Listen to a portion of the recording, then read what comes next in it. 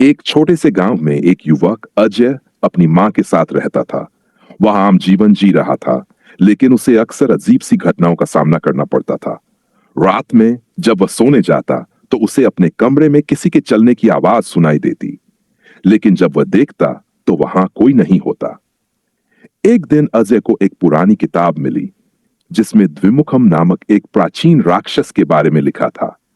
किताब में बताया गया था कि यह राक्षस उस व्यक्ति के रूप में बदल जाता था, जिसके अंदर एक काला और भयानक रूप छुपा होता था।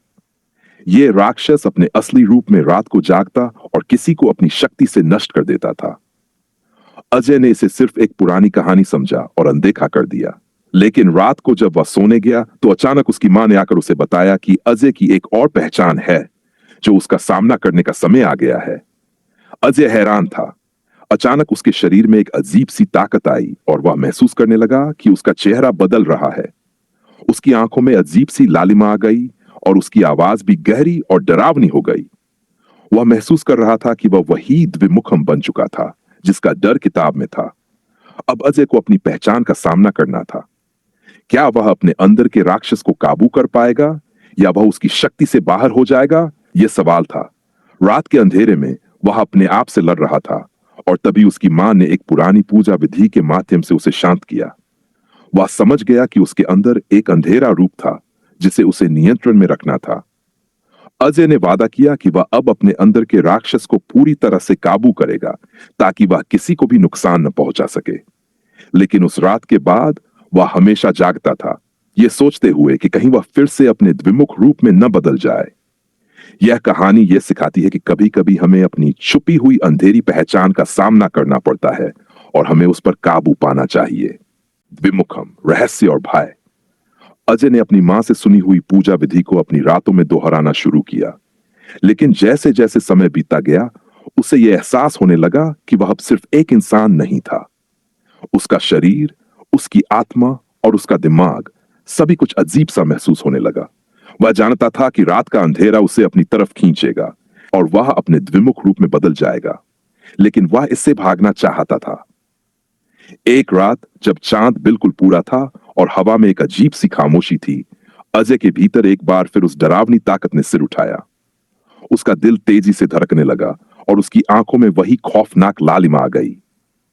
वह अपने कमरे में चक्कर काट रहा था, खुद को काबू करने की कोशिश कर रहा था, लेकिन कुछ हो गया था जो उसने सोचा भी नहीं था। अचानक कमरे में एक अजनबी साया दिखा। यह कोई इंसान नहीं था, बल्कि एक और द्विमुखम था। वह साया अजय से घूरते हुए बोला, तुम मुझे रोक नहीं सकते, अब तुम दोनों एक हो चुके हो। यह आवाज अजय के दिमाग में गूंजने लगी, और वह समझ नहीं पा रहा था कि यह क्या हो रहा है। यह साया उसी राक्षस का रूप था जो किताब में था, लेकिन अब वह अजय के भीतर था। वह महसूस कर रहा था कि यह रूप अब उसके अंदर समा गया था, जैसे किसी ने उसकी आत्मा में अपना घर बना लिया हो। वह डर के बजाय अब क्रोधित हो गया था। वह साया धीरे धीरे अजय से मिलकर उसके रूप में बदलने की कोशिश कर रहा था। तुम कुछ नहीं कर सकते, हम दोनों अब एक हैं, और अब तुम्हारी आत्मा भी मेरी हो चुकी है। यह आवाज अजय के अंदर से ही आई। अजय ने कांपते हुए अपनी मां को पुकारा, लेकिन जैसे ही उसने आंखें खोली, उसे यह एहसास हुआ कि उसकी मां अब उस कमरे में नहीं थी।